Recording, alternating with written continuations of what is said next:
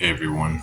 Today I decided to make the second video for the Necromancy course. And today I'm going to be talking about three things: the mindset that you need to get into for successful necromancy practice, the tools that you should acquire during your practice and before, and books that will assist you that I've come across that have assisted me in the practice of necromancy.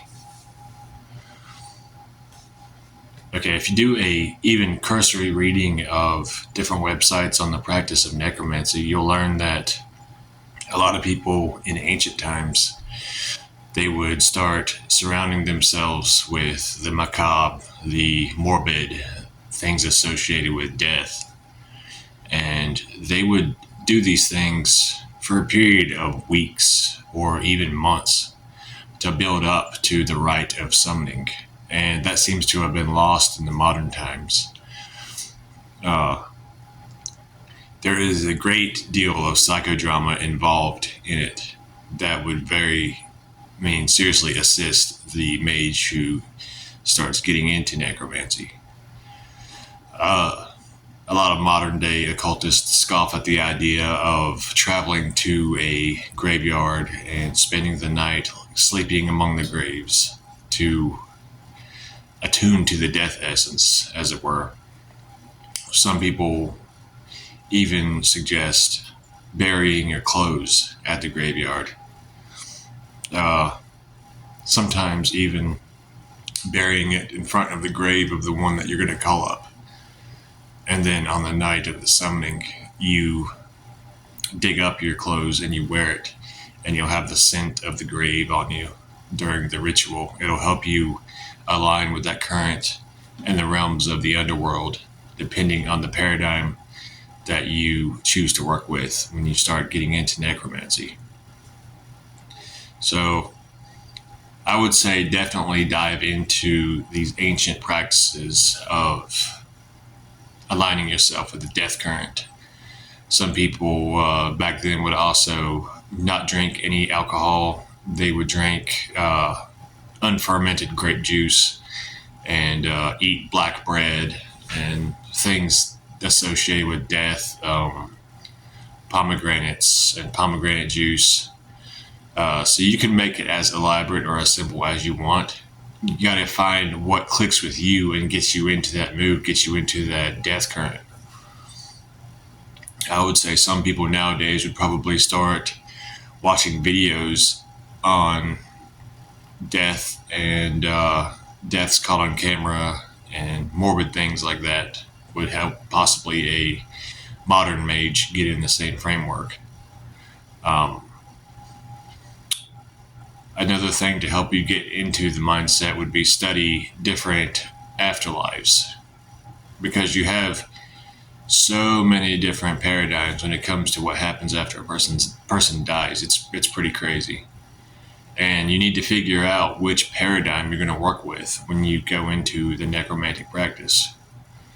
A bit of hidden wisdom I learned over the years practicing necromancy is, if you want a really good connection to a certain spirit, you can always tap into their personal paradigm that whatever they believe happens in the afterlife while they're alive. You can kind of cater to that energy to get a better link to them.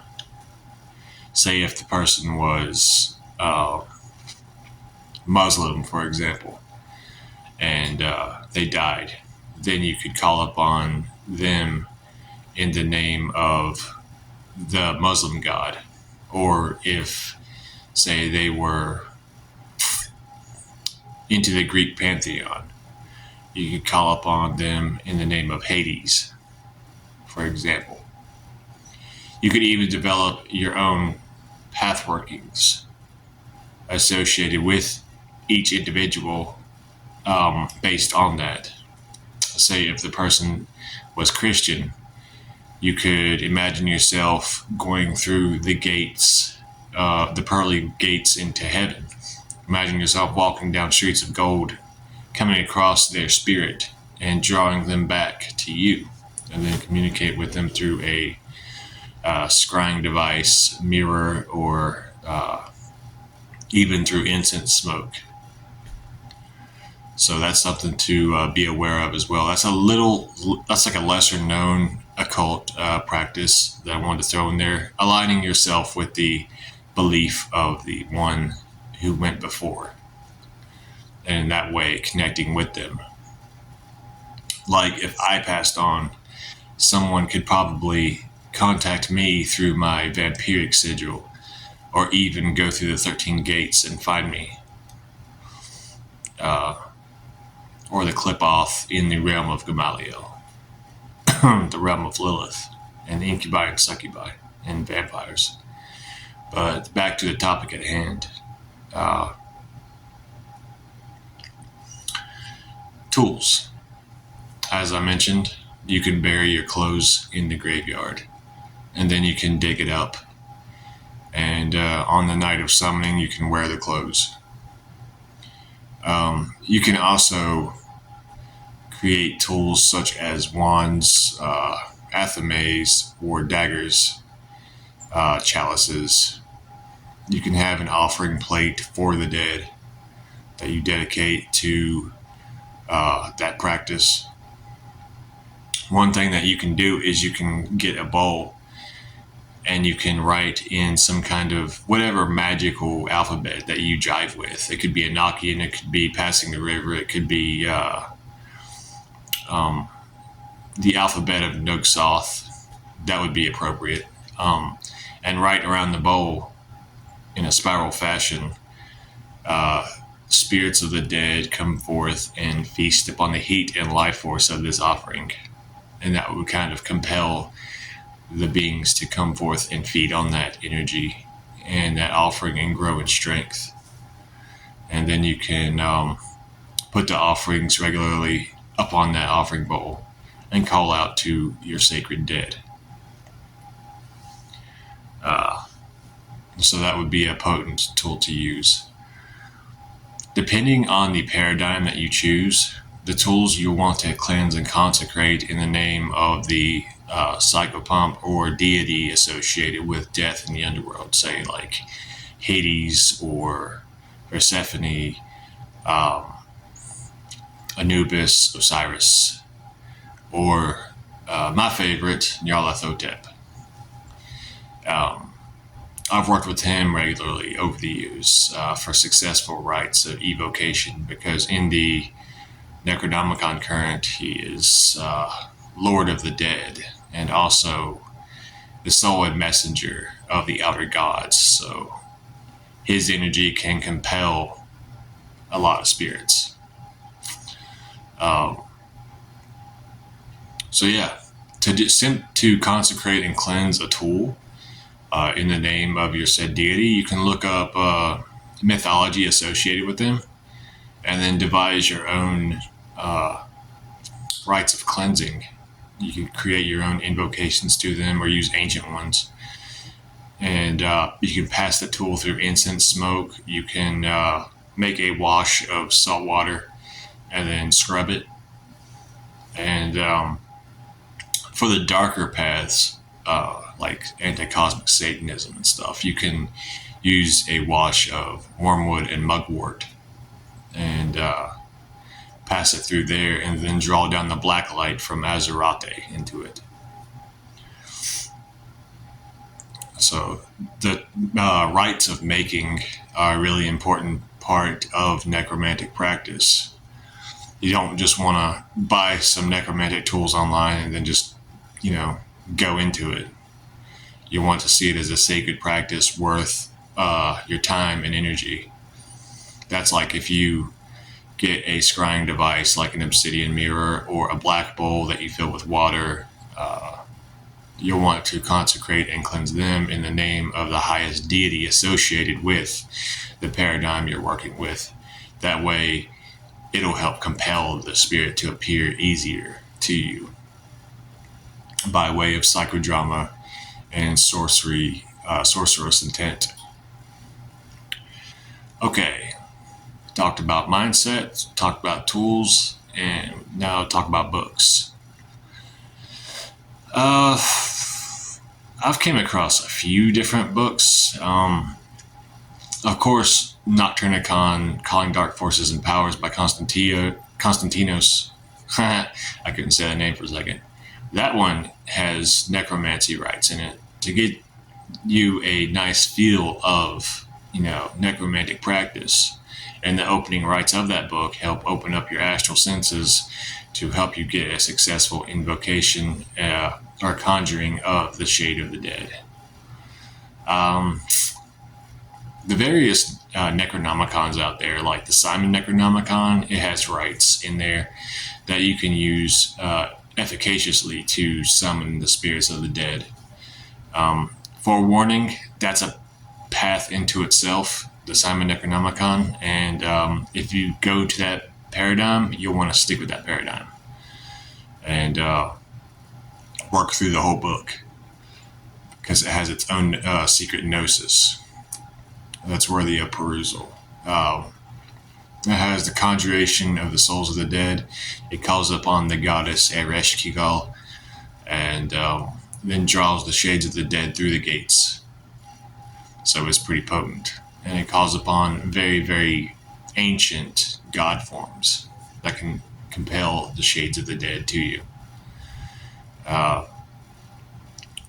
The Grimoire of the Necronomicon by Donald Tyson, that has a right to practice necromancy that is effective, but I think that book isn't in print anymore. I tried contacting Llewellyn about it because at one point I was going to make a large group based on that, but they wouldn't even answer questions about it, so that went under. But if you can get a hold of that book, it has necromancy in it, necromantic practice. Forewarning, it takes quite a bit of time to create the ceremonial tools and stuff associated with it. Also, Forbidden Rites, the book I mentioned the other day. If you want to dive deeper into the other aspects of necromancy, like illusion magic, love magic, and all that from a 15th century perspective, it's pretty good. And it has a whole lot of different words and names of power that you can kind of mix and match and create your own invocations if you're at that level. The necromancer Layla Wendell, R.I.P., she had some good work. She was really big into set and setting, like going to graveyards, sleeping in the tombs with the dead, and according to what she wrote in her books, it was really effective. And check out her work. I think you might be able to find her books still online, or maybe PDFs floating around, or on Archives website. She was a very serious necromancer. That's another thing. You can call upon the gods themselves and necromancers who lived before, and you can ask them to guide you in the art and practice of necromancy, and that can be a fruitful endeavor. In the case of the Nocturnicon, he goes into working with Hades and Hadetic magic with the energy of death and Hades. I suppose you could go online to different social media forums and stuff and try to get advice from people, but that can be hit or miss because a lot of people, they just use the image of necromancer, they don't actually practice it. But I hope this video will clear up some of the basics of it, about how to get started in the practice.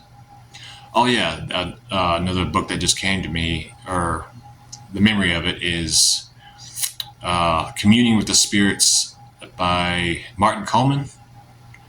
That is strictly necromancy, and it's from I think it's like a traditional, like maybe a shamanic